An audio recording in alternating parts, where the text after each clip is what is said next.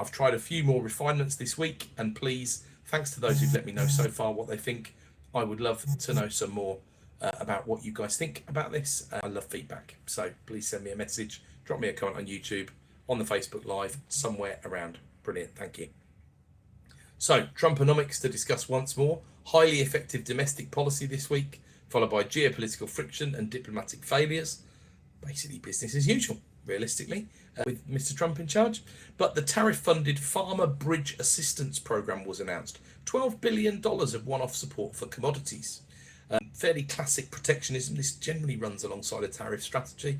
Actually pretty conventional in these situations. Of course, the whole situation is not particularly conventional. Hasn't really been pursued with aggression for around about 100 years. Although, it's worth mentioning, the EU, generally speaking, have always pursued a bit of a protectionist policy in general. I think that's why the USA don't like them so much, apart from anything else, and why they've been hitting them harder in the tariff negotiations than they have the UK, for example. They also rolled back standards on vehicle emissions so that they can actually come back to achievable levels from conventional or ICE cars, if you prefer to call them.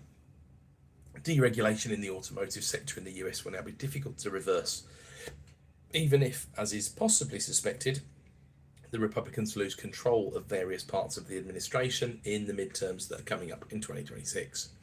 Then Trump was again involved in a Supreme Court in a case which essentially will end up ruling whether the Donald can do what he wants or not when it comes to removing the heads of independent agencies. He wants absolute power, of course. There's no news there.